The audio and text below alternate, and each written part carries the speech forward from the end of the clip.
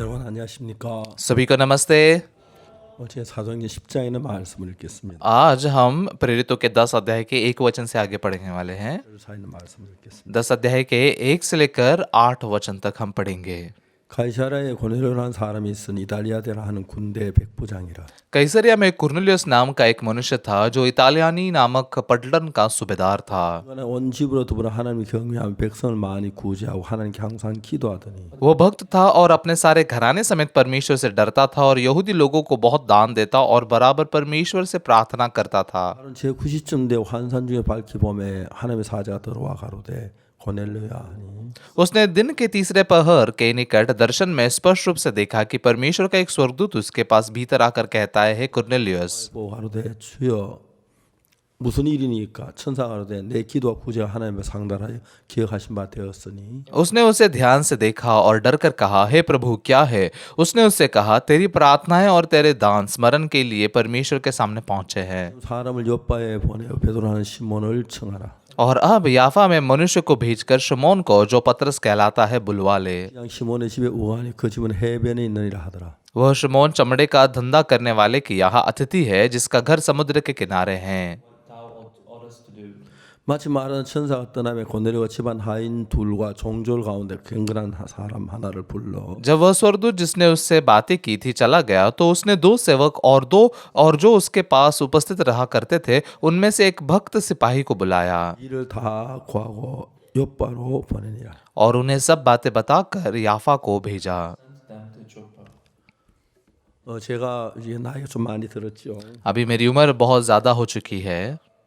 구원을 받고 이제 이렇게 60년이라는 세월이 지났습니다. उद्धार पाने के बाद में अभी 60 साल बीत चुके हैं। 그동안에 주님께서 저에게 하신 일들을 다 말로 다 할 수 없었어요. इस दौरान जो प्रभु ने मेरे लिए काम किया उन्हें सब मैं शब्दों में वर्णन नहीं कर सकता। 제대로 하고 제가 김천에서 일하는데 그때는 정말 저를 돕는 사람이 없었습니다. सेना से बाहर निकलकर मैं किमचन में काम कर रहा था और तभी मेरी मदद करने वाला कोई नहीं था। 저들이 믿음이 없어서 그냥 좀 많이 굶었는데 तभी हमारे पास विश्वास भी नहीं था, हम बहुत भूखे रहते थे। 안에는 아기를 가지고 배가 많이 나왔습니다. मेरी पत्नी जो थी वो प्रेग्नेंट थी और वो अभी उसका पेट बहुत बाहर निकला था, तो भले वो भूखी थी तो पता नहीं चलता था कि वो भूखी है। 아침에 저는 이런 생각을 했어요. और सुबह सुबह एक दिन मैंने ऐसा सोचा, 따라오라고 데려와서 मैंने मेरे पत्नी को कहा मेरे पीछे चलो, और हम साथ में जा रहे थे। 그때 뭐 차가 없고 그러니까 뭐 걸음을 참 많이 걸었어요. तो उस समय में हम बहुत चलते हुए जाते थे।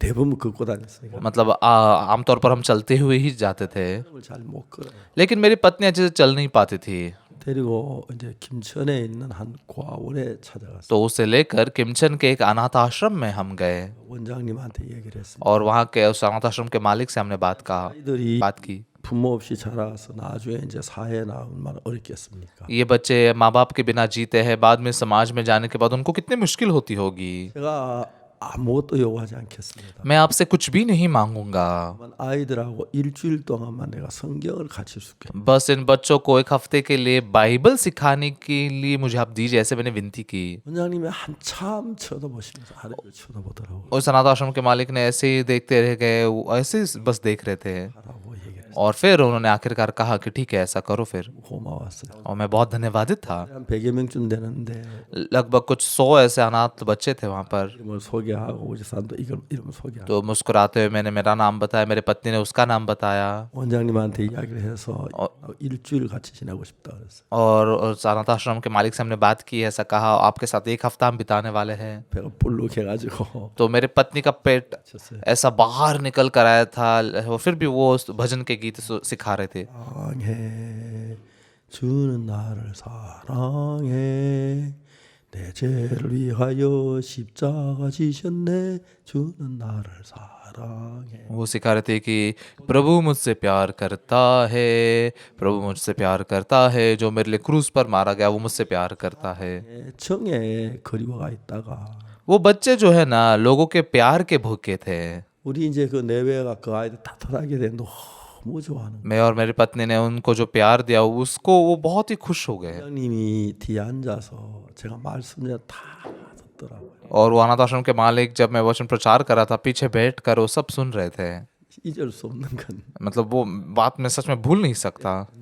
दोपहर के खाने का समय आया, 점심을 너무 잘 차려줬어. उन्होंने बहुत ही अच्छा खाना हमें दिया। 정말 그때 그 먹던 정신 잘 잊어지지가 않아. तभी जो खाना मैंने खाया ना, मैं भूल नहीं सकता। 그래 맛있게 많이 먹었어. बहुत ही स्वादिष्ट रूप से, बहुत ही आनंद लेते हुए हमने खाया। 고맙더라고요. और वो भी हमारे प्रति इतने धन्यवादित थे। 점심 먹고 또 성경 말씀을 가르쳤어요. और फिर दोपहर का खाना खाने के बाद में फिर से मैं बाइबल का वचन सिखाने लगा। 애들을 참 사랑했어. मेरे 안고 막 그러면서 मेरी पत्नी जो है ना, बच्चों से इतना प्यार करते थे, उनको गले लगाते थे, उनसे बातें करते थे। 너무너무 좋았어.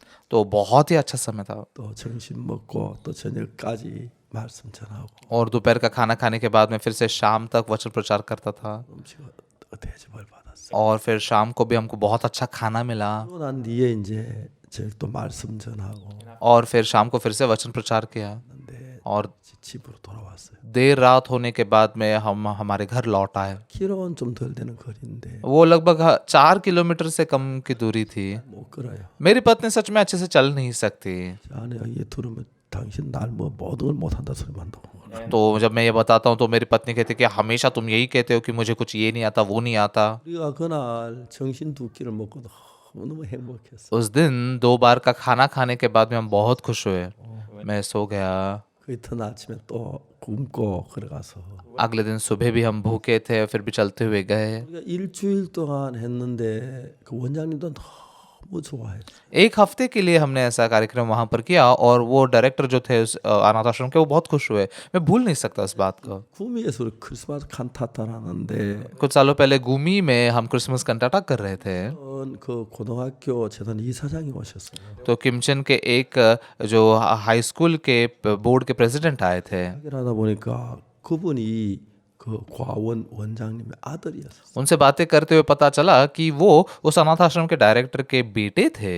그날 좀 이야기를 하다가 उस दिन हमने उनसे थोड़ी बातें की 제가 학교를 찾아갔어요. और एक दिन मैं उस स्कूल में गया। 갔는데 학교 제 재단 이사장이 돼서 तो वहाँ पर गया तो वो उस बोर्ड के प्रेसिडेंट थे। उनको मैंने सुसमाचार प्रचार किया 그날 점심을 사겠다 그러더라고요. और वो कह रहे थे कि उस दिन दोपहर का खाना मुझे खिलाना चाहते हैं। 오늘은 참 미안한데 점심 먹을 시간이 안 된다고.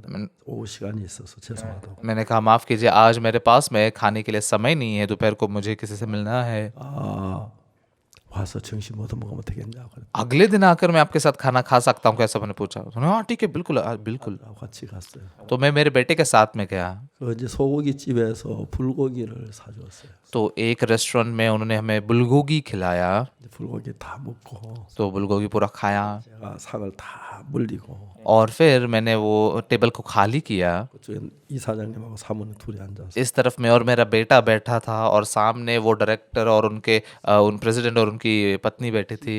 उनको सुसमाचार प्रचार किया। अभी भी वो हमसे बहुत ही नज़दीकी नाता रखे हुए हैं। 그긴 하지만 वो स्कूल के काम से बहुत ही व्यस्त रहते हैं। 제가 지금 하나님 안에 사는 동안에 जैसे मैं परमेश्वर के अंदर जीता हूँ, 하나님은 절대로 우리를 외면하지 않으세요. परमेश्वर बिल्कुल भी हमें अकेला नहीं छोड़ता। 하나님의 손길이 없으면 나는 굉장히 어려움을 당할 일들이 참 많아. अगर परमेश्वर के हाथों से मदद नहीं पाता तो सच में बहुत ही ज़्यादा मुश्किलों में मैं गिर जाता। 그런 일이 있을 때마다 하나님 모든 걸 너무너무 아름답게 잘 정리를. जब कभी कोई मुश्किल या कठिन परिस्थिति आई, परमेश्वर ने बहुत सुंदर रीति से उसे सुलझा दिया। 보통 이제 형제자매들이 생각하기로는 목회자가 되면 막 어렵고 힘들고 막 고달프고 피곤하고 그럴 줄 아는데 आमतौर पर भाई बहन क्या सोचते हैं, पास्टर बनने के बाद में मुश्किल होती है, बहुत कठिनाई होती है, बहुत ही तकलीफों से गुजरना पड़ता है। लेकिन अगर मैं पास्टर नहीं बनता 삶을 상상할 수 있겠어. तो ऐसे मेरे जीवन की कल्पना भी मैं कैसे कर सकता। 오늘도 저를 만나는 많은 분들이 또 전화로 통화를 했고 आज भी मैं बहुत सारे लोगों से मिला, फ़ोन पर से बातें की। 오후에는 제가 여의도에 가서 이제 한 분을 만났는데 दोपहर को यईदो में जाकर मैं एक व्यक्ति से मिला। 따님이 미국에 저희들 교회 나오시는 उनकी बेटी जो है अमेरिका में हमारे चर्च में आती है। 아버지가 제가 좀 갈라한테 좀 안 왔으면 원하는 그 तो मैं जाना चाहता था, लेकिन उनके पिताजी नहीं चाहते थे कि मैं वहाँ पर आऊँ। 잠깐 들리는 식으로 해서 잠깐 들렸어요. लेकिन बस गुजरते गुजरते थोड़ा मिलने के लिए आ रहे हैं ऐसा कहकर हम गए। 그분은 이제 등뼈가 안 좋아 가지고 고생하는데 तो उनके जो पीठ जो है जो रीढ़ की हड्डी खराब है इसलिए उनको तकलीफ होती है। 아는 한의사 한 분이 계시는데 हमारे चर्च में मेरे पहचान के एक ओरिएंटल डॉक्टर है। 진짜 잘하시는 분이에요. मैंने उनको बताया कि ये बहुत ही अच्छे हैं उनके काम में। 그분 한번 소개해 주겠다 그렇게 अगर बाद में मौका रहेगा तो मैं आपका परिचय करवा के दूंगा। 하더라고요. वो बहुत खुश हुए। 이제 많이 못 하고 उनसे ज़्यादा बातें तो नहीं कर पाया, 나왔어요. हम बस निकल आए। 한번 가면 구원받을 것 같은 마음이 드는 거예요. मुझे ऐसा लगता है कि फिर से एक बार मैं वहाँ पर जाऊँगा तो वो उद्धार पाएंगे। 제가 이제 예수님 안에서 60년을 살았는데 यीशु के अंदर मैं 60 साल का समय मैंने बिताया है। 사람들에겐 참 수수한 일을 많이 겪었고 लोगों से मैंने बहुत ही दुख भरी बातों का अनुभव किया है। 좀 불편한 관계도 많았지만 ऐसे बातों में कई बार तकलीफ होती थी। 하나님 눈에 안 보여 정확하게 저를 도우신 거예요. परमेश्वर आंखों से दिखाई नहीं देता लेकिन फिर भी उसने बहुत ही स्पष्ट रूप से मेरा मार्गदर्शन किया। 100이면 100다 도우신 हर बात में 10 में से 10, 100 में से 100, हर बात में परमेश्वर ने मेरी मदद की। 이 중학교를 다닐 때인데 जब मेरी बेटी मिडिल स्कूल में पढ़ाई कर रही थी 어느 날 내가 이제 교도소 전도를 갔다가 돌아오는 한양대학교 앞으로 지나가게 됐어. एक दिन मैं जेल में प्रचार करने के लिए गया था और वापस आते हुए हनयांग यूनिवर्सिटी हॉस्पिटल में गया था। 승윤 목사님이 나한테 이야기하기를 자기 교회 성도 하나가 이 한양대학교에 좀 잠깐만 들려서 기도해주면 안 되겠냐고. तो उस समय ओसोंगियन पास्टर थे, वो कह रहे थे कि उनके कोई चर्च के मेंबर यहाँ पर इस हॉस्पिटल में बीमार थे तो उनको जाकर मिल सकते हैं क्या, ऐसे पूछे। 병원에 들어갔어. तो इसलिए मैं उस अस्पताल में गया।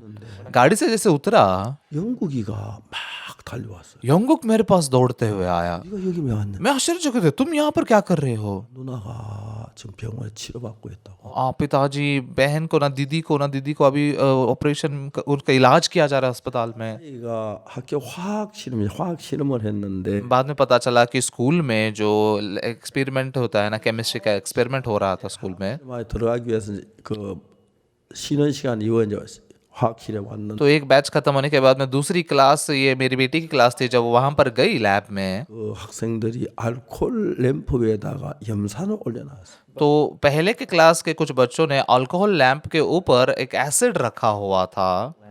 그래 이제 그 염산을 올려놨는데 그게 터져가 제 아이가 염산을 뒤집었어. तो वो एसिड रखा था और वो फट गया, इसलिए वो एसिड मेरे बेटी के सिर पर गिर गया। 병원 대충 뭐 닦고 이렇게 좀막 꺼절 칠해가지고 저 발라가 나왔더라고. तो उनको पता नहीं था तो अस्पताल में लाकर उन्हें थोड़ा सा साफ किया उसे और कुछ तो लगवा कर ऐसे रखा था। 보니까 살이 속에 썩어 들어가고 있어. लेकिन थोड़े समय के बाद में जब हमने देखा वो अंदर मांस सड़ते हुए जा रहा था।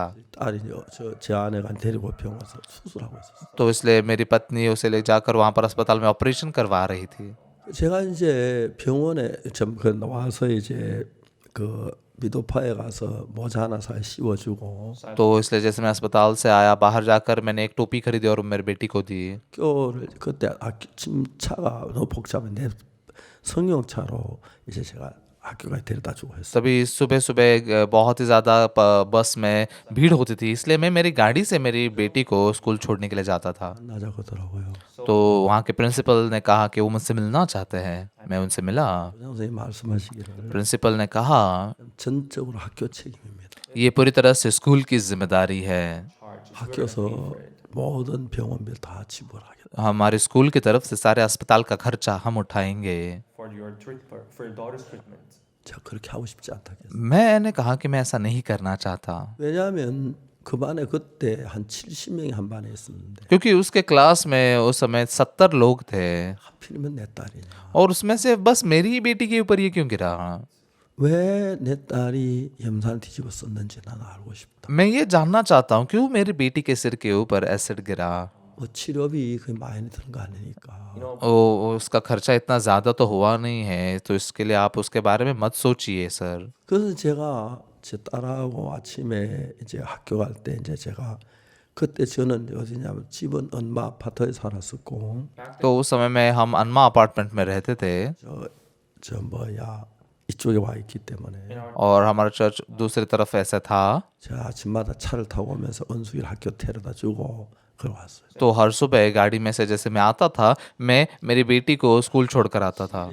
은숙이 차를 타고 가면서 은숙이 신앙에 관한 이야기를 좀 이제 했는데 तो उनसे को स्कूल छोड़ते हुए हम उनसे के आत्मिक जीवन के बारे में बात करने लगे। 명확하지 않은 그 부분을 발견했어요. 했어요. मैंने ये जाना कि ये सुसमाचार जो जानती है लेकिन ये सुसमाचार उसके मन में स्पष्ट नहीं है। 하나님 앞에 참 감사했어요. इसलिए मैं परमेश्वर के सामने बहुत धन्यवादित हुआ।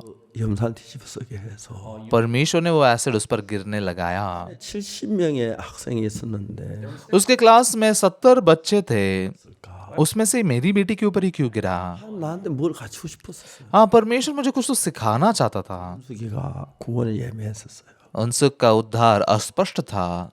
그래서 제가 차 안에 이제 다니면서 몇 번씩 복음을 자세히 설명해서 तो इसलिए गाड़ी में से जाते हुए कितने बार तो मैंने उसको सुसमाचार समझाया। 잘 세워놓고 한참 이제 이야기를 하고 कभी कभी स्कूल के सामने गाड़ी खड़ी करके मैं उसको बहुत समझाते हुए बैठता था। 구원을 받아. और फिर उनसुक ने उद्धार पाया।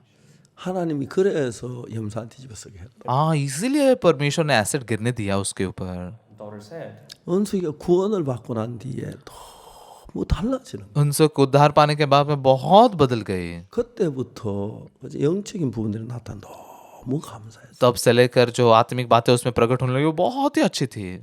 정말 제가 하나님이 참 우리에게 모든 은혜를 베푸신다. सच में परमेश्वर हर एक बात में हमें अनुग्रह देता है। 지금도 이제 미국에서 그 그라시아 합창단하고 했는데 अभी भी वो अमेरिका में ग्राशियस क्वायर के मार्गदर्शन कर रही है। 너무 잘 만들어. इस बार जो उन्होंने फिल्म बनाई थी ना, बहुत अच्छी बनाई थी। 합창을 통해서 참 많은 미국의 사람들의 마음을 얻고 क्वायर के द्वारा उन्होंने अमेरिका के बहुत सारे लोगों के मनों को जीता है। 다 미국에서 우리가 크리스마스 칸타타를 했는데 हर साल हमने अमेरिका में क्रिसमस कंटाटा किया। 도시에 따라 차이가 있긴 하지만 어떤 데는 막 10,000명씩 그 몇천 명씩 이렇게 모이고 그들이 우리 찬송을 듣고 다음에 메시지를 듣고 너무 감격해. हर एक शहर में अलग अलग संख्या में लोग इकट्ठा होते, कभी 10,000 कभी हजारों की संख्या से आते। वो जैसे गीत सुनते और फिर वचन सुनकर बहुत उनका मन छू लिया जाता है। 그냥 병원에 저 뭐 학교 측에서 잘못하니까 치료비 좀 주겠다고 전체 다 주겠다고 돈 얼마 좀 받을 수 있죠. तो स्कूल की तरफ से गलती हुई है, इसलिए मैं उनसे मैं थोड़ा सा पैसा ले सकता हूँ। "Can we get the money from them?"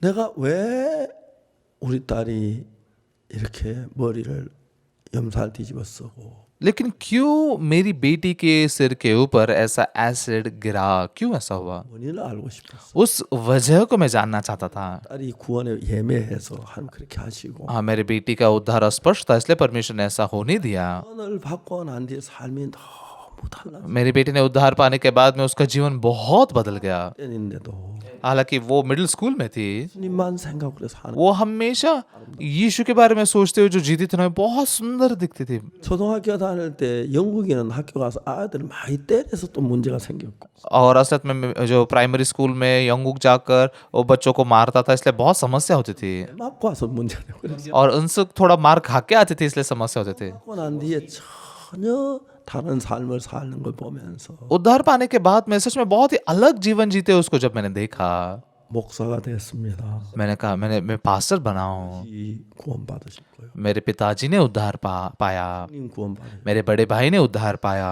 그리고 이제 누님 구원 받고 और मेरी बड़ी बहन ने उद्धार पाया 두분 गु원 받고 और दोनों भी बड़ी बहनों ने उद्धार पाया और भाई छोटे भाई ने उद्धार पाया। 삼촌 그 가족들 다 구원. जापान में मेरे चाचा जी उनके पूरे परिवार ने उद्धार पाया 주위의 가족들 다 구원을 받는. और मेरे इर्द गिर्द के इस पूरे परिवार को उद्धार पाते हुए मैंने देखा। 이제는 나이가 좀 들어서 अभी थोड़ी मेरी उम्र हो चुकी है, 과거를 생각해 보. इसलिए पीछे बीते हुए दिन के बारे में मैं सोचता हूँ। 과거를 생각하면 너무 감격스러워. इन बीते हुए दिनों के बारे में सोचते हुए मेरा मन बहुत छू लिया जाता है। 이번에 이제 손자들이 이제 그 뭡니까 제 선교학교 들어오고 했는데 तो इस बार मेरा एक पोता जो है ना, वो मिशनरी स्कूल में ज्वाइन हुआ है। 하나님 앞에 참 감사한 것은 तो मैं परमेश्वर के सामने बहुत धन्यवादित हूँ। 그 손자들이 이제 선교학교 돌아와서 이제 공부를 하는 거 너무 감사하네. तो अभी मेरे पोते जो मिशनरी स्कूल में आकर पढ़ाई कर रहे हैं, देखकर बहुत धन्यवादित हूँ। 내가 대통령이 됐으면 이렇게 행복했을게. अगर मैं राष्ट्रपति बनता तो इतना खुश होता क्या? 삼성을 가졌다면 이렇게 행복했어. अगर मैं सैमसंग की मालिक होता, सैमसंग कंपनी का, तो इतना खुश होता क्या? नहीं, बिल्कुल नहीं।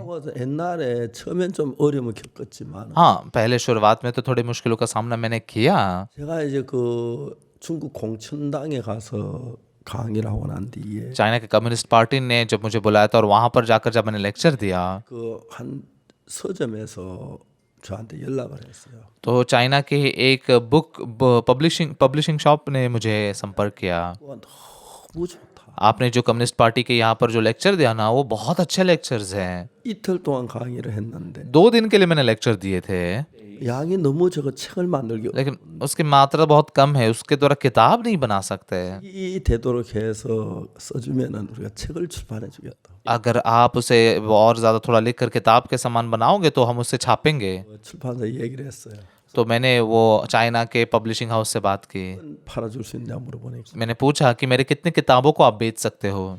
원고라면 1,500만 건 팔아주겠다. तो उन्होंने कहा कि लगभग अगर अच्छी है तो हम 1,50,00,000 तो बेच सकते हैं। 몇 억이 되겠더라. तो मैंने सोचा 1,50,00,000 किताबें जाएंगी तो कितना पैसा आएगा मुझे। 원고를 써서 나를 끌고 가는 넌 누구냐 그 책 원고를 써서 보냈어. तो इसलिए वो किताब को लिखा, who are you who is dragging me, ये किताब थी, और उनको भेजा। 난 잘 몰랐는데 그때 알았는데 मुझे पता नहीं था चाइना के बारे में, तभी पता चला। 책을 냈어요. उन्होंने मेरी किताब छापी 그래 이제 2가지를 출판했어요. और उन्होंने दो वर्जन छापे थे। 해적판을 팔고 एक तो प्राइवेट वर्जन थी और ओरिजिनल थी, एक तो पायरेटेड थी, एक ओरिजिनल किताब थी। 물건을 놓고 एक ही दुकान में 2 किताबें दिखाई जा रही थी, मतलब उधर थी। 하고 해적판은 반값이니까 ओरिजिनल और पायरेटेड कॉपी में आधी कीमत का फर्क होता था। 원본 책을 사겠어. तो कौन ओरिजिनल किताब खरीदेंगे? 판만 다 사니까 सब लोगों ने पायरेटेड किताब खरीदी, 도 돈을 받지 못. तो मुझे 10 पैसे भी नहीं मिले। 그러면 이제 그런 책들 이제 우리가 여기 교보문고 나오니까 और फिर वैसी किताबें जब हमने यहाँ 월세가 나오는 거. के बुक स्टोर में भेजने लगे तो उसके बारे में उसके द्वारा भी कुछ पैसे आने लग गए। 70건이 훨씬 넘는다 그러더라고. तो अब तक मैंने सुना कि लगभग 70 से ज़्यादा किताबें मैंने लिखी है। अभी भी लगातार मैं किताबें लिखता हूँ। 책이 아마 내 생에 한 100건은 쓸 것 같더라고. तो मुझे लगता है कि मेरे जीवन में मैं 100 किताबें तो लिख पाऊंगा। 밤에는 집에 조용할 때 책을 쓰고 하는데 कभी कभी रात को घर पे अकेले बैठते हुए मैं किताब लिखता हूँ। 책이 팔리니까 수입이 들어오는 거. जैसे किताबें बेचे जाने लगी तो थोड़े इसमें से कमाई आने लगी। 이게 बहुत धन्यवाद बात क्यों हूँ। 예배당을 지을 때나 मैंने इनके चैपल हॉल को बांधते हुए IT 예배당 지을 या हाईटी में चर्च बांधने के लिए 잠비아, और जाम्बिया में भी, 케냐, केनिया में भी, 말라위, मालावी में भी, 와티니 एस्वाटिनी में भी, Or a building in Eswatini too. 건물 짓는데 वहाँ पर जैसे 그래서 너무 बिल्डिंग बांध रहे थे उसके लिए ये पैसे मैं इस्तेमाल कर सका, इसलिए बहुत धन्यवाद हो। 감사도 있지만은 उसे कई दूसरे चीज़ों में भी इस्तेमाल किया। 제가 이렇게 주님 안에 살면서 As I live जैसे मैं प्रभु के अंदर जीता हूँ। 처음에 좀 배고플 때 있고 가난할 때 있었는데 पहले शुरुआत में मैं थोड़ा भूखा रहता था, गरीबी में था, तकलीफ में था, 참 모든 걸 돌봐주고 계시는 거예요. लेकिन परमेश्वर मेरे जीवन के हर एक बात में मदद कर रहा था। 오늘 오후에 잠깐 여의도에 미국에 있는 자매가 와서 자기 아버지 좀 만나다 그러더라고요. आज दोपहर को मैं यही दो में गया था क्योंकि अमेरिका की एक बहन आई थी, उन्होंने कहा था कि आप मेरे पिताजी से जाकर एक बार मिलिए। 저는 통화를 한번 하고 오늘 가서 30분 동안 만났는데 तो मैं पहले फ़ोन किया था और फिर वहाँ पर जाकर 30 मिनट के लिए उनसे मैंने बात की। 허리가 아주 안 좋더라고. उनकी जो पीठ थी बहुत ही दर्द में थी, खराब थी। 병원에서 못 치료한다 그래. तो वो अस्पताल में उनका इलाज नहीं हो सकता, ऐसा वो कह रहे थे। 황장들한테 꼭 치료할 것 같은데 मुझे ऐसा लगा कि हमारे एल्डर वांग जो है तो वो तो उनका इलाज कर सकते हैं। 하고 내 잘 아는 한의사 분이 있다. तो मैंने कहा क्या बाद में आइए, मेरे पहचान के एक ओरिएंटल डॉक्टर है, 그들은 허리가 나았으면 좋겠어. तो एक बार आएंगे ऐसा कहे, तो वो ठीक हो जाए तो कितना अच्छा होगा। 그것인데 3 साल उनकी उम्र मुझसे कम है। 제가 이렇게 보면 저러면서 내가 나도 그 위장이 안 좋을 때 있었고 even myself. तो मैं भी मेरा पेट भी कई बार खराब था, दिल भी खराब हालत में था। 똑같은 사람인데 그분 전혀 다르시더라고요. हम तो एक ही प्रकार के लोग हैं लेकिन वो मुझसे बहुत अलग थे। 좋은 의사를 만나 저 허리를 고쳐서 तो वो भी एक अच्छे से डॉक्टर से मिले, उनकी पीठ भी ठीक हो जाए, 얼마나 좋을까. और वो अगर यीशु पर विश्वास करेंगे तो कितना अच्छा होगा। 제가 우리 교회에 구원받은 형제자매들 가운데 잘 사는 분들도 있고 못 사는 분들도 있고 हमारे चर्च में उद्धार पाए भाई बहनों में से कुछ अमीर लोग भी है, कुछ गरीब लोग भी है, 쉽게 사시는 분들도 कुछ ऐसे 많아 보여요. लोग भी है जो बहुत कठिनाइयों में जीते, बहुत ऐसे लोग हैं। 형제자매들을 만나면 जब मैं हमारे चर्च के भाई बहनों से मिलता हूँ, 몸이 불편해서 기도 받으실 분도 있고 कुछ लोग होते हैं जो उनकी बीमारी के कारण प्रार्थना करना चाहते हैं। 저 뭐야 상담하는 경우도 많고 कई बार फोन के द्वारा उनके साथ मैं संगति करता हूँ। 기도해 달라는 분들도 많고 कभी कभी ऐसे लोग होते हैं जो फोन से प्रार्थना करवाने के लेते हैं, 나오는 분들이 많아서 और परिवार के कई मुश्किलों के कारण भी वो फोन करके संगति करना चाहते हैं। 너무 우리 형제자매는 다른 거예요. तो ऐसे में जब मैं सोचता हूँ ना, तो हमारे भाई बहनों कितने अलग हैं। 아니, 눈을 떠서 정확하게 보면은 बस साधारण लोग नहीं, आंखें खोलकर अगर आप उनको देखते हो, 많아도 कितने भी ज्यादा पैसे क्यों ना हो, 맞자는 참 불쌍하게 보이는 거예요. उद्धार नहीं पाए हुए लोगों के पास, जिनके पास ज्यादा पैसे, वो दयनीय दिखते हैं, 또 भले थोड़े गरीबी में क्यों ना जिए। 맞아 얼마나 행복하다는 걸 느끼는 거예요. उद्धार पाए हुए लोग कितने आनंदित होते हैं, कितने खुश होते हैं। 구원을 전하는 목사가 됐다. मैं ये मूल्यवान उद्धार को बताने वाला पास्टर बना। 또 이제 단에 설 수 있는지 모르겠고 मेरी उम्र बहुत ज्यादा हुई है, पता नहीं कितने समय के लिए मैं स्टेज पर आ पाऊंगा,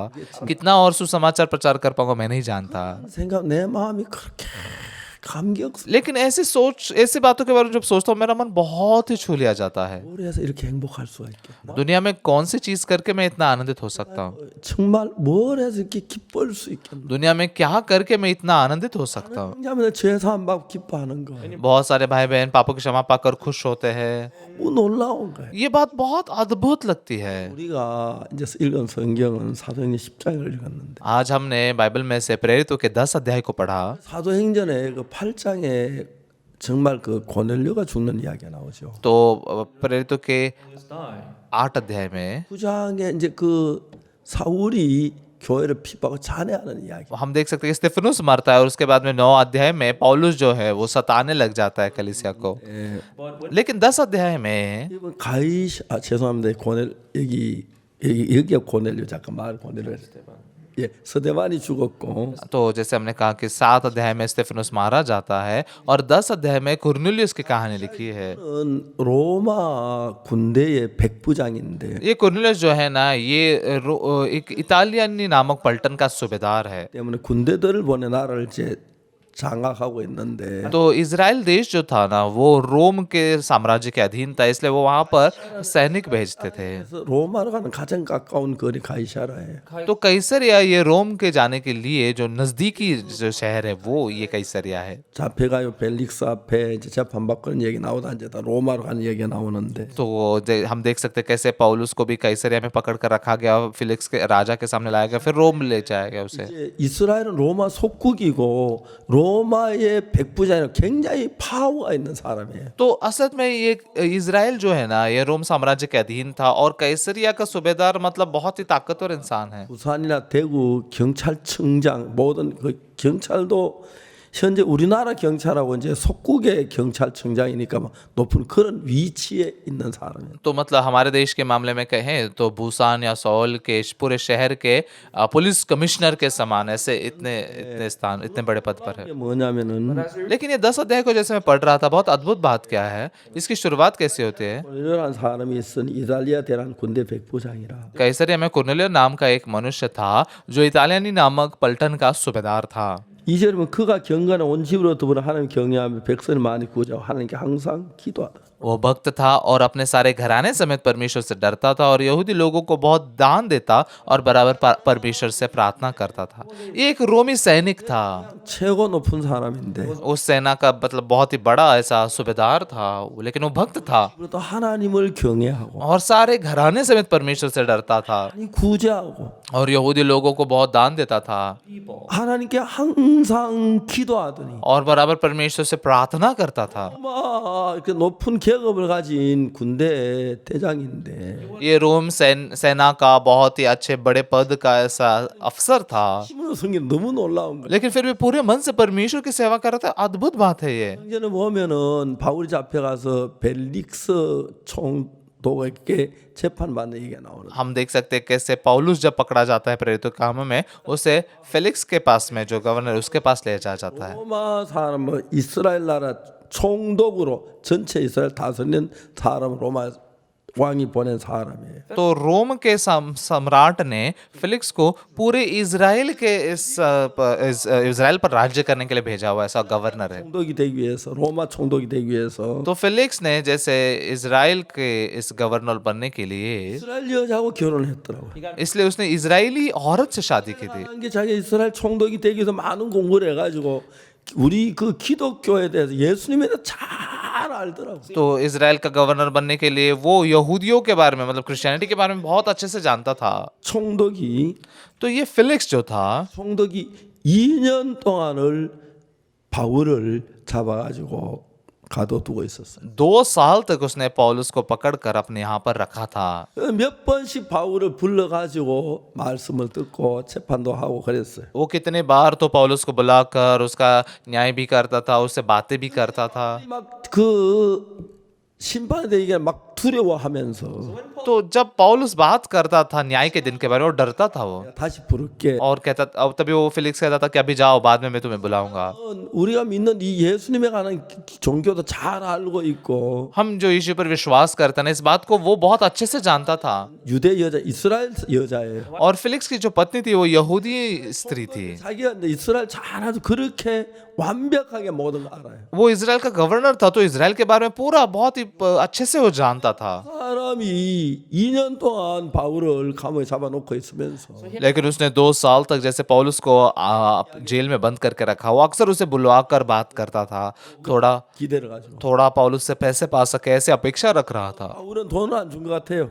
मुझे लगता है पौलुस ने पैसे नहीं दिए हैं 을 계속 전했어요. और लगातार वचन प्रचार करता गया, 구원을 못 받고 लेकिन वो उद्धार नहीं पा सका।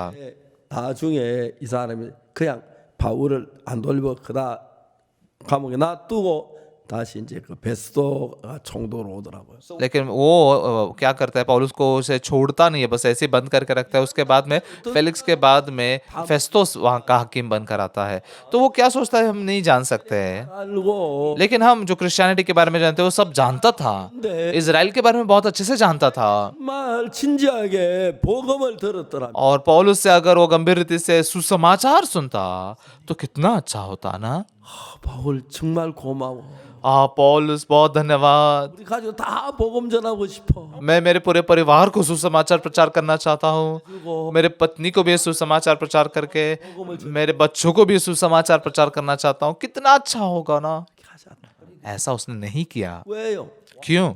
자기 바라는 게 그게 아니니까. क्योंकि वो इस बात की आशा में नहीं था। 를 모르니까. वो आत्मिक दुनिया को नहीं जानता था। 저는 자주 생각합니다. मैं अक्सर सोचता हूँ 우리만큼 행복한 사람이 있을까? हमारे जितने आनंदित लोग कोई होंगे क्या? 한 번도 제가 생각해본 그런 없을 것 같아요. मैंने कितने बार तो सोचा, लेकिन मुझे नहीं लगता ऐसा कोई होगा। 저는 이게 얼마나 귀한지. ये सुसमाचार प्रचार करना कितनी मूल्यवान बात है। 교육을 받지만은 मिशनरी स्टूडेंट्स आते हैं, प्रशिक्षण पाते हैं, 하지 않는 걸 많이 봐요. लेकिन मैं देख सकता हूँ कि उनका पूरा मन उसमें नहीं है। 얼마나 놀라운 것이고 ये सुसमाचार कितना मूल्यवान है, अद्भुत है। 보니까 इससे जब मैं दूसरों को प्रचार करता हूँ, 우리 아버지가 돌아가실 때 그때 내가 복음이 서투르었으면 아버지 구원은 못. अगर मेरे पिताजी जब मरने वाले थे तब मुझे सुसमाचार अच्छे से नहीं पता होता तो मेरे पिताजी उद्धार नहीं पा पाते। 전에서 복음에 익숙하니까 아버지가 한번 쭉 말씀대 구원을 받으시고 लेकिन क्योंकि मैंने बहुत ज्यादा सुसमाचार प्रचार किया था, मैं तो उसमें एक्सपर्ट था, इसलिए मेरे पिताजी उद्धार पा सके। 하신 뒤에 형님은 일본에 계시다가 좀 비행기가 안 맞아가지고 아버지 그 인정하신 뒤에 돌아오셨어요. मेरे पिताजी जब गुजर गए तब मेरे भाई जापान में थे। हवाई जहाज से नहीं आ सकने के कारण मेरे बड़े भाई समय पर नहीं आ सके। मेरे बड़े भाई इतने उदास थे, 아버지 모셨는데 पूरे जिंदगी भर अब पिताजी को अपने घर पर रखे हुए थे। 잠몇 달 이제 모셨는데 बस मेरे पिताजी थोड़े ही महीनों के लिए, जब मेरे भाई जापान गए थे तभी थोड़े महीनों के लिए मेरे घर पर थे। परमेश्वर ने उनके उद्धार देने के लिए ऐसी योजना बनाई, 위에서 출혈이 많이 돼서 तभी उनके पेट में बहुत ज्यादा ऐसे खून बहता था, 모자라는 거예요. तो इसलिए उनको हेमोग्लोबिन की कमी होती थी। 전에 제가 헤모글로빈 재면 14.4라 그러더라고요. तो कुछ दिनों पहले जब मैंने हेमोग्लोबिन जांचा 14.4 था। 14.4면 헤모글로빈 제일 이제 피가 많은 사람이죠. 14.4 मतलब सबसे ज्यादा खून से भरा हुआ व्यक्ति हूँ मैं। 어떨 때 막 8.3, 5.2 이렇게 내려가셨을 때가 있어. तो कई बार ऐसे मेरे पिताजी के लिए 8.5 ऐसे होता था, तो इसलिए उनको खून चढ़ाना पड़ता था। 이제 아버지가 내가 예수 믿을 권해도 참 아버지는 예수를 안 믿고 싶어 하셨어. तो मैंने कितनी बार मेरे पिताजी से कहा आप यीशु पर विश्वास कीजिए, लेकिन नहीं करना चाहते थे क्योंकि वो अपने दोस्तों को पसंद करते थे। 그렇게 즐거워했어. दोस्तों के साथ एक बार शराब पीने में इतनी खुशी महसूस होती थी उनको। 그래서 이제 마지막에 아버지가 몸이 안 좋으셨을 때 तो आखिर में जब मेरे पिताजी की तबीयत बहुत खराब थी, 불렀어요. एक दिन उन्होंने मुझे बुलाया। 은숙이 애비 밖에 있나? उनसुक का पिता बाहर है क्या? 저를 우리 은숙이 이름 은숙이 애비라고 그래. पिताजी हमेशा मुझे उनसुक का पिता कह के बुलाते थे। मैंने कहा हाँ पिताजी। 방에 내 아내하고 같이 들어갔어요. तो मैं मेरे पत्नी के साथ में पिताजी के कमरे में गया। 아버지가 자리에 누워 계시다가 일어나 앉으셨어요. मेरे पिताजी लेटे हुए थे और फिर बैठने के लिए उठे, 근데 깜짝 놀란 거예요. लेकिन हम आश्चर्यचकित हुए। 피에 고여 있던 그 피를 토하시고 उनके पेट में जमा हुआ जो खून था वो उल्टी में से बाहर आया। It was stagnating in his stomach. 저도 막 너무 당황해요. मैं भी बहुत ही हैरान हो गया। 울고 मेरी पत्नी भी बहुत रोने लग गई। 아버지도 깜짝 놀라. मेरे पिताजी खुद भी बहुत आश्चर्यचकित हुए। 우리가 피를 다 닦고 हमने वो खून पूरा साफ किया, सब वहाँ पर ठीक ठाक किया, 새 요에 뉘어드렸어요. और फिर हमने पिताजी को ऐसे लिटा दिया नई नई ब्लैंकेट डाल के। 아무 말씀 안 하시고 तो मेरे पिताजी ऐसे लेटे हुए थे, कुछ नहीं बोल रहे थे। 방에 제 아내나 나나 아버지도 아 이제 아버지가 끝이구나. तो उस कमरे में मैं, मेरे पिताजी भी, मेरे पत्नी भी, हम तीनों जानते थे अभी पिताजी का खत्म, वो मरने ही वाले हैं। 누워 계시는데 मेरे पिताजी ऐसे लेटे हुए थे। 아버지 괜찮습니까? मैंने पूछा पिताजी आप ठीक हैं क्या? 괜찮다. उन्होंने कहा मैं ठीक हूँ। 내가 보니 피가 고여 있는 게 통해서 좀 더 몸이 가벼워졌을 건데 그때는 막 모르니까 막 그걸 보고 너무 난 겁을 먹었어. तो मतलब खून की उल्टी करने के बाद में उनको थोड़ा हल्का महसूस हुआ होगा, लेकिन तभी मुझे पता नहीं था, तो बहुत मैं डर रहा था उसको देखकर। 이야기를 했어요. तो मैंने पिताजी से कहा 아버지 형님도 안 계시는데 पिताजी बड़े भाई भी यहाँ पर नहीं हैं, 만일에 아버지가 세상을 떠나시면 अगर आप गुजर जाते हैं तो 아버지 생각날 때마다 아버지 목소리라도 듣고 싶어서 जब- 일 장치했는데 जब कभी भी आपकी याद आएगी तो आपकी आवाज़ हम सुनना चाहेंगे, इसलिए मैंने एक रिकॉर्डर यहाँ पर तैयार किया है। 아버지 저들에게 하고 싶은 이야기 하시면 제가 녹음해놨다가 형님도 들려드리고 아버지 돌아가신 뒤에라도 아버지 생각날 때 좀 듣고 목소리 듣고 싶다. आप अगर कुछ कहना चाहते हैं पिताजी तो मैं रिकॉर्ड करूँगा, भाई को भी सुनवा सकता हूँ, और आपके जब याद आएगी तब हम सुन सकते हैं। 잘했다.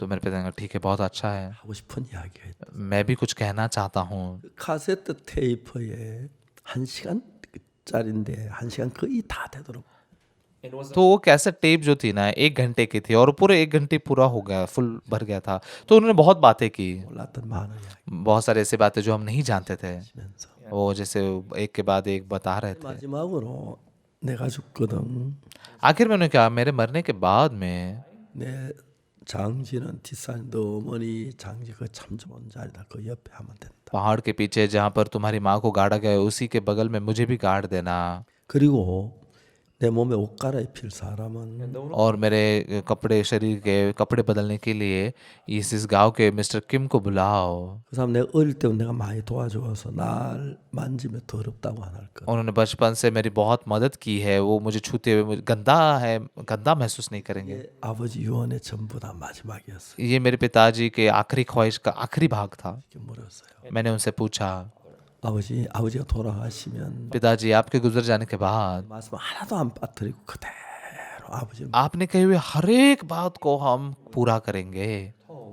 아버지 몸은 제가 그렇게 모실 수 있나? पिताजी आपके शरीर के साथ में तो ऐसे हम कर सकते हैं, 는 어디로 가시겠어요? लेकिन आपका आत्मा कहाँ जाएगा? 아버지가 떠시더라고요. तो मेरे पिताजी से थर थर कांपने लगे 하고 한숨을 쉬 और कहते हुए सांस भरी, 입을 여셨어요. और उन्होंने मुंह खोला, 내가 하늘나라에 가고 싶다. मैं स्वर्ग में जाना चाहता हूँ, 그런데 लेकिन 너무 늦었다. बहुत देर हो चुकी है। 내가 무슨 공로가 있어야 하늘나라에 가지. मैं कुछ लायक तो होना चाहिए ना स्वर्ग में जाने के लिए। 전 너무 감사한 게 तभी मैं बहुत धन्यवादित था, 공로로 가는 게 아니에요. क्योंकि जो स्वर्ग में है हमारी योग्यता से हम नहीं जाते ना, 은혜로 가는 거죠. बल्कि यीशु के अनुग्रह से जाते हैं।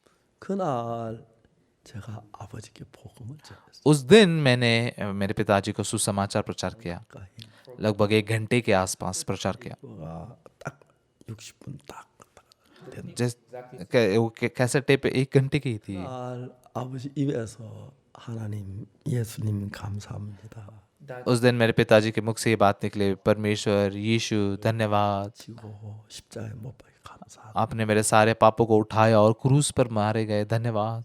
उन्होंने उद्धार पाया। 제가 아버지는 고향에서 돌아가신 게 좋을 것 같아서 So I thought तो मुझे ऐसा लगा कि पिताजी गांव में अगर उनकी मृत्यु होती तो अच्छा होगा, 그래가지고 아버지를 모시고 고향으로 갔어요. तो इसलिए एक एम्बुलेंस किराए पर लेकर हम उनको गांव लेकर गए।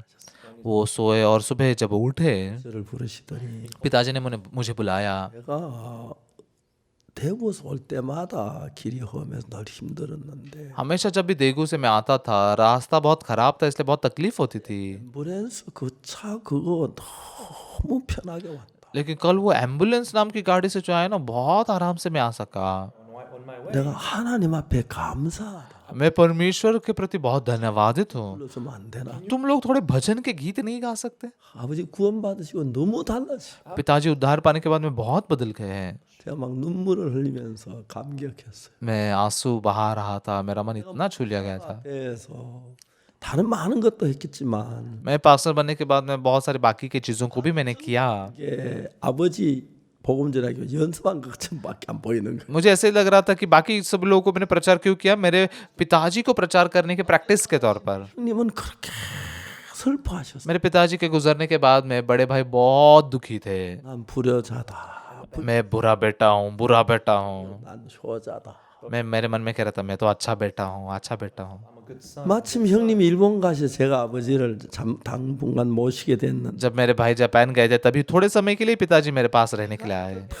구원하님 하는 그렇게 하신 것 때문에 너무 감사. मेरे पूरे परिवार को उद्धार देने के लिए परमेश्वर ने ऐसे काम किए देखकर बहुत धन्यवादित होता हूँ। 뭘 주고 우리 가족 한 명 빠지면 다 구원받는 이런 복을 주시겠나? किस बात को देखकर मुझे ऐसा आशीष मिलेगा कि मेरा सारा परिवार उद्धार पाए? 나는 하나님 한 거 아무것도 없는데 मैंने परमेश्वर के सामने कुछ भी नहीं किया, 나에게 모든 걸 다 주셨어요. लेकिन परमेश्वर ने मुझे सारी चीज दे दी, 뭐더 바랄 것이 없을 만큼 इतनी दी कि अभी और किसी चीज की अपेक्षा ही नहीं है। 구원하시고 सारे परिवार वालों को उसने उद्धार दिया। 일본에 있는 작은 아버지 मेरे जो जापान के चाचा जी थे, 제 손자도 며칠 와서 성경학교 배우고 있고 और यहाँ पर मेरे पोते भी मिशनरी स्कूल में आकर पढ़ाई कर रहे हैं। 하면 하나님 너무 감사한 거예요. जब मैं सोचता हूँ परमेश्वर के सामने बहुत धन्यवाद होता हूँ। 이제 내가 뭐 좀 있다가 주님 앞에 가면 되고 तो थोड़े दिनों के बाद में मैं प्रभु के सामने जा सकता हूँ। 올라올 수 없으면 이제 복음을 이제 못 전할 건데 तो यहाँ 또 앞으로 내가 올라올 수 있을지 모르겠지만 पर ऊपर आकर अगर नहीं आ पाऊंगा मैं, तो सुसमाचार नहीं प्रचार करूँ, पता नहीं कब तक ऐसा हो पाऊंगा। 일도 갔다 올라야 하고 अभी तक हवाई जहाज में अच्छे से जा सकता हूँ, इसलिए इजराइल में मैं जाना कराना चाहता हूँ। 저기 남부 아프리카 여러 나라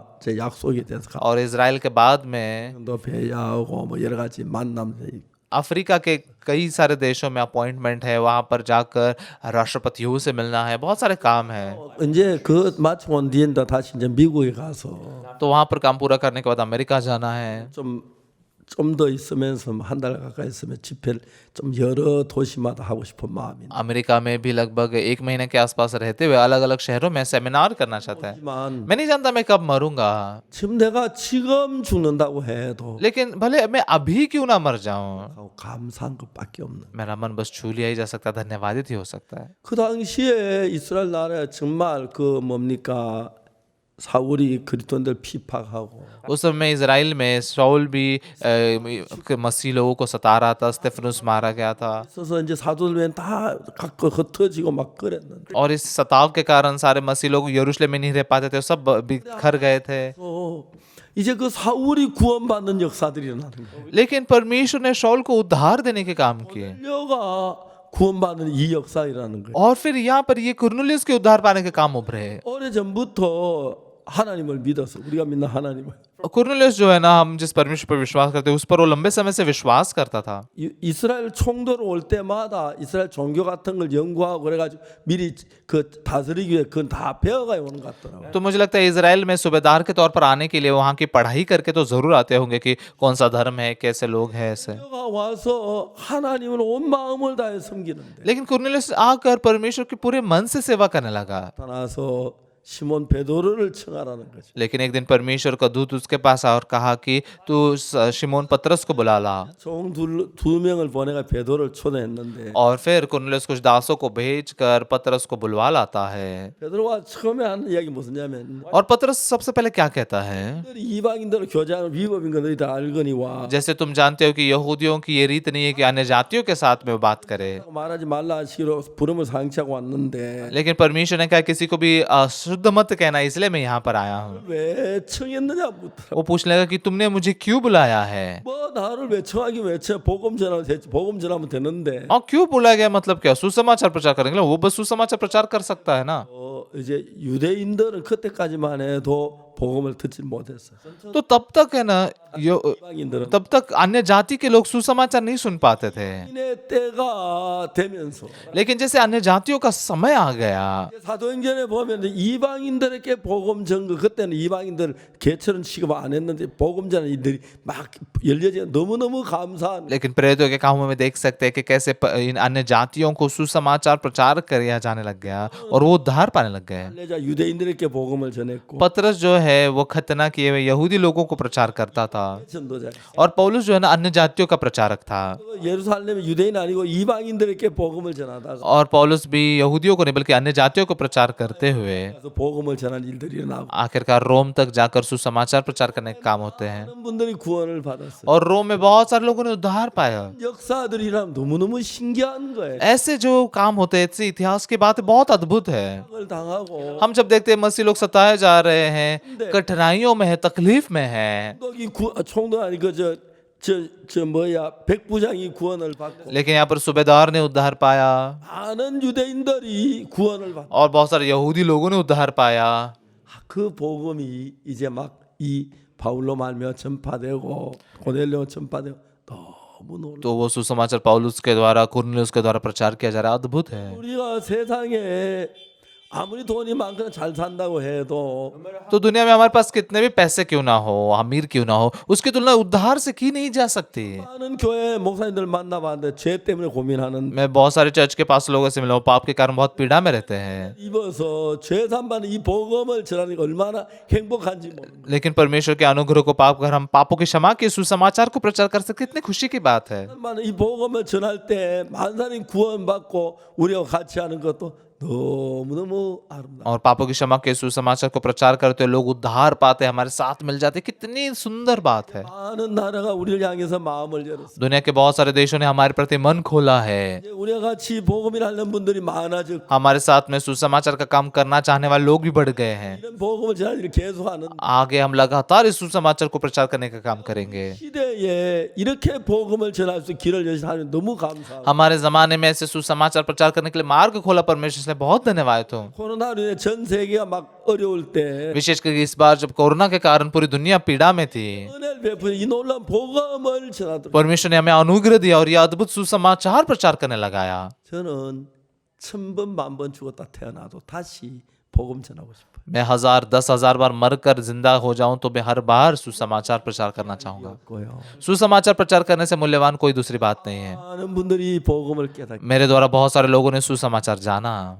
정말 하나님 너무 감사하고 मैं परमेश्वर के सामने बहुत धन्यवादित हूँ। 이 복음이 온 세계로 전파돼 가고 लगातार ये सुसमाचार पूरी दुनिया भर में प्रचार की जा रही है। 바로 이스라엘 바로 이제 남부 아프리카 여러 나라를 방문하면 그것도 복음을 전하려고 इजराइल में ऐसे आने के बाद में तुरंत ही अफ्रीका के दक्षिणी भाग में जाकर बहुत सारे लोगों को सुसमाचार प्रचार करने वाले हैं। 스쿨 다녀온 학생들이 이런 귀한 일을 해서 इस बार गुड न्यूज कोर से वापस आए हुए जो विद्यार्थी हैं, उन्होंने इतने मूल्यवान काम किए। 얼마나 감사한지 말로 다 할 수 없는 मैं कितना धन्यवाद हूँ तो इस शब्दों में बयान नहीं कर सकता।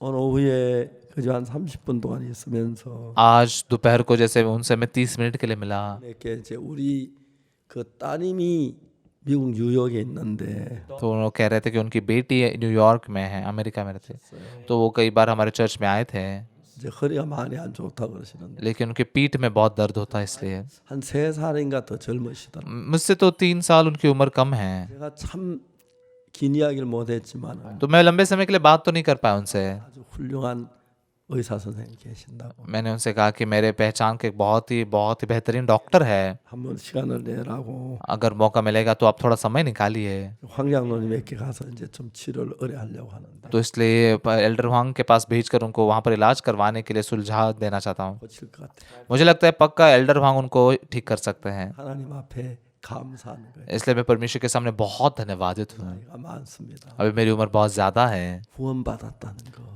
मैंने उद्धार पाया, 언제 죽든지 चाहे मैं कभी भी क्यों ना मर जाऊँ ना, इसके लिए भी बहुत धन्यवाद 우리 हूँ। 다 구원받아. मेरे पूरे परिवार ने उद्धार पाया, 자매들이 구원을 हमारे भाई बहनों ने उद्धार पाया है, 복음의 많은 구원을 और हमने सुसमाचार प्रचार के बहुत लोगों ने उद्धार पाया। 볼 것 같습니다. ये बहुत ही अद्भुत होगा। 내일 하루는 우리가 금식 기도하는 시간들을 마련했습니다. कल एक दिन के लिए हम उपवास प्रार्थना करने वाले हैं, 이제 이런 행사는 그 학생들이 하고 तो ये कार्यक्रम तो विद्यार्थी तो करते रहेंगे। 교회 형제자매들은 우리가 좀 2층에서 हमारे चर्च के भाई बहन इस दूसरे मंजिल पर आकर 부터 이제 기도회를 하려고 합니다. सुबह से लेकर ऐसे उपवास करते हुए प्रार्थना करने वाले हैं। 여러분 이 금식은 의무가 आ니고 तो ये उपवास जो है ना, ये किसी पर मतलब जो हर एक ने करना है ऐसा नहीं है, अगर जो साथ में करना चाहते तो करेंगे तो अच्छा है, 분들은 금식 안 해도 जो शरीर में कमजोर है, कुछ समस्या है, तो नहीं करेंगे तो भी चलेगा। 금식하면서 우리는 이 나라 투표도 해서 이 나라에 참 훌륭한 특히 이제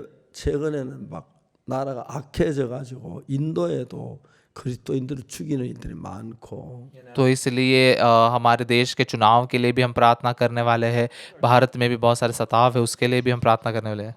교회를 막 폭파시키고 많은 사람을 막 그렇게 해를 주고 그러더라고요. चाइना के शी जिनपिंग भी वहाँ पर बहुत सारे लोगों को हानि पहुँचा रहे हैं, क्रिश्चियन चर्चिस को बहुत ही ज़्यादा हानि पहुँचा रहे हैं। 저 뭐야 우리가 문재인 정부는 중국에 많은 영향을 받고 있더라고요. अभी तक हमारी जो मुंजेइन की सरकार थी ये चाइना से बहुत प्रभावित होती थी, लेकिन इस बार एक अच्छे राष्ट्रपति हमें मिले 이렇게 복음을 전할 수 있게 되길 바랍니다. और हम खुलकर सुसमाचार प्रचार कर पाए, ऐसे हम आशा करते हैं। 안 받고 이렇게 마음껏 복음 전할 수 있는 그런 시대가 됐으면 좋겠어요. तो सच में क्रिश्चियनिटी पर कोई ऐसे बंधन ना हो, हम खुलकर सुसमाचार प्रचार कर पाए, ऐसा आशा करता हूँ। 돼가지고 और सच में जैसे जैसे नॉर्थ कोरिया कम्युनिस्ट है, देश है, 자유가 없고 वहाँ पर क्रिश्चियन आत्मिक जीवन जीने के लिए कोई ऐसी स्वतंत्रता नहीं है, लोग बहुत दयनीय रूप से जीते हैं। 어떤 사람들은 자꾸 이제 좌파 좋아하고 하는데 लेकिन जो नहीं जानते उनको वो नॉर्थ कोरिया बहुत पसंद आता है। 믿는 정말 하나님 믿는 이런 종교 자유가 있는 나라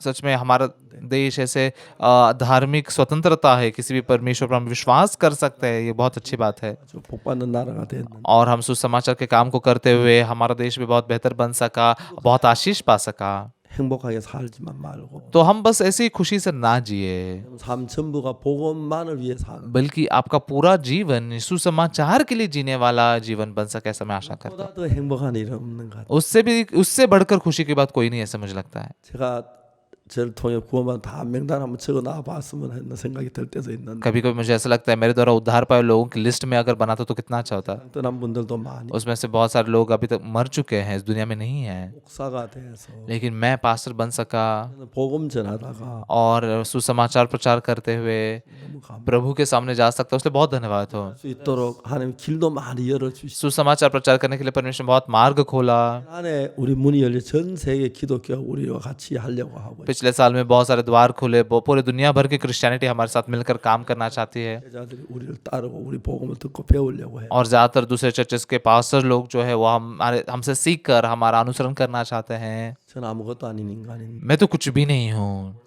하나님 제 복음을 얘기할 수 있다 하다가 이제 주님 앞에 설 수 있다는 너무 감사. लेकिन परमेश्वर के सुसमाचार के लिए काम करते हुए प्रभु के सामने खड़ा रह सकता, उससे धन्यवाद हो। 세상에 많은 것들이 귀한 게 있지만 दुनिया में बहुत सारे मूल्यवान बातें हैं, 귀한 건 아무것도. लेकिन सुसमाचार से मूल्यवान कुछ भी नहीं है। 복음을 위해서 사. आप भी सुसमाचार के लिए जिए। 하나님께서 고넬료 마음을 바꾸시고 परमेश्वर ने कुरनेलियुस के मन को बदला 많은 분들의 마음을 바꿔 और बहुत सारे लोगों के मनों को बदला।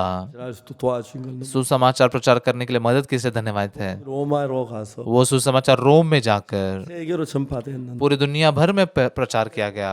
않는 나라가 많이 अभी भी बहुत सारे ऐसे देश है जहाँ सुसमाचार नहीं पहुंचा है। 생에 그냥 다른 걸 복음 전하는데 마음 쏟고 तो इसलिए मेरे बचे हुए जीवन में कुछ नहीं बल्कि सुसमाचार प्रचार करने के लिए पूरा मन डालकर, 꼭 한 번씩 찾아가고 그들께 복음도 전 आपके रिश्तेदार अगर विदेश में है तो वहां पर उनके पास जाइए, आप उनको सुसमाचार प्रचार कीजिए। 정말 내가 어둠 속에 죄악 속에 살던 나였는데 मैं तो अंधकार और बहुत ही पाप में जीने वाला इंसान था, लेकिन यीशु ने मुझे उद्धार दिया 복음만 위해 살도록 해준 게 너무 और केवल आज तक सुसमाचार के लिए जीने लगा, इसलिए धन्यवाद हो। 주로 말하면 저희 가족 다 구원받는 मेरे द्वारा मेरा पूरा परिवार उद्धार पा सकता है, इसलिए बहुत धन्यवाद हो। 내일 의무적인 안식은 아니지만 तो कल सबके लिए तो ये कंपलसरी नहीं है, 오히려 금식하셨으면 좋겠다. लेकिन एक दिन अगर आप उपवास करोगे तो बहुत अच्छा है। 금식하면서 우리 또 교회와 같이 기도해야 하겠고요. तो उपवास करते हुए पूरे चर्च हम साथ मिलकर प्रार्थना करेंगे। 못 오더라도 여러분 좀 금식하는 마음 가지고 तो अगर चर्च में ना आ पाए तो भी अगर आप उपवास करने का मन रखते हैं, 교회를 위해서 기도하셨습니다. हमारे देश के लिए, चर्च के लिए आप प्रार्थना कीजिए।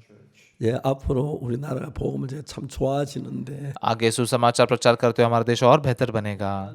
교회 다른 교회 목사님들이 우리 뭐 처음엔 이달에 가다 거의 제 설교를 본따서 설교한 분들이 굉장히 많아졌다. दूसरे चर्च के पास तो लोग पहले हमें झूठे प्रचारक ऐसे कहते थे, लेकिन अभी बहुत सारे लोग हमसे प्रवचन प्रचार सीख कर प्रचार करते हैं। 가진 사람이 없다고 할 정도로 मतलब 나는 가보진 않지만 그렇게 많은데 ऐसा कहा जाता है कि 우리 복음을 점점 따라오고 있습니다. कोरिया में हर एक पास लोगों के पास में मेरे किताब है। मैं तो हर एक जगह नहीं गया, लेकिन ऐसा मैंने सुना और सभी लोग हमसे वचन सीखना चाहते हैं। 많을 거라고 생각. तो मुझे लगता है कि हालांकि वो ना बोले फिर भी बहुत सारे लोग ऐसे पापों की क्षमा पाए हुए हैं। 뭘 위해서 남은 생애를 살았으면 तो इसलिए हमारे बचे हुए जीवन को हम सुसमाचार के लिए जिए तो बहुत अच्छा है। भले पास्टर ना बने, 안 돼도 भले मिशनरी ना बने, 복음을 위해서 사시는 여러분 됐으면 लेकिन सच में अगर आप सुसमाचार के लिए जिए तो बहुत अच्छा है। मैं प्रार्थना करूंगा।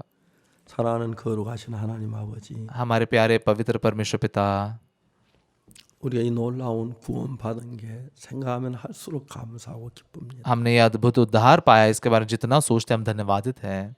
우리가 어떻게 이 복음을 듣고 구원을 받아서 कैसे हमने ये सुसमाचार सुनकर उद्धार पाया, कैसे हम परमेश्वर आपके साथ में आपके बच्चे बने। 하고 यीशु के क्रूस के प्रति हम धन्यवादित हैं। 감사합니다. परमेश्वर आपके सामने बहुत धन्यवादित है। 아직도 교회를 다니면 이 복음을 몰라가 죄 아래 있는 사람도 많은데 अभी भी बहुत सारे ऐसे लोग हैं जो चर्च में जाते हैं लेकिन उनको सुसमाचार नहीं पता, वो पाप में हैं। 하면서 기도하려고 하고 कल एक दिन उपवास करते हुए हम प्रार्थना करने वाले हैं। 많은 생명을 건지게 부족함이 없는 저들 되게 해주. हमारे इर्द गिर्द में जो मरने वाले, नाश होने वाले ऐसे आत्माओं को आप बचाइए प्रभु। 우리 가족들 가운데 안 믿는 사람들 많이 구원받도록 은혜를 베풀어 주시고 इस साल में हमारे परिवारों वालों में से जो अविश्वासी लोग हैं जो अभी तक उद्धार नहीं पाए, उनको उद्धार पाने दीजिए। 여러 목사님들이 해외 가서 많은 나라에 복음을 전했는데 इस बार बहुत सारे पास्टर विदेश में जाकर बहुत लोगों को वचन प्रचार किया, वो बहुत अनुग्रहकारी था। 우리 여러분들 모두 기도해서 은혜 입게 되기를 바랍니다. और आगे सारे पूरी दुनिया भर में सुसमाचार के कामों के लिए आप मदद कीजिए और बहुत लोगों को उद्धार पाने दीजिए। 시대에 이 복음을 주신 게 너무 감사합니다. प्रभु हमारे इस काल में आपने ये हमें सुसमाचार दिया, इसलिए धन्यवादित है। 그래서 복음을 전하게 하신 하나님께 감사합니다. आपने मुझे उद्धार दिया, सुसमाचार प्रचार करने दिया, इसलिए आपको धन्यवाद। 모두 복음만 위해 살 수 있도록 हम सबको बस सुसमाचार के लिए ही जीने का आशीष दीजिए। 가족들, 친척들 가운데 구원받지 못한 분들 구원받을 수 은혜를 베풀어 주시고 विशेष करके हमारे परिवार वाले रिश्तेदारों में से जो उद्धार नहीं पाए, उनको उद्धार का अनुग्रह दीजिए। 살게 해주시고 सबको सुसमाचार के लिए जीने दीजिए। धन्यवाद देते हैं। 예수 그리스도 이름으로 기도드립니다. यीशु के नाम से हमने प्रार्थना की। 아멘. आमीन।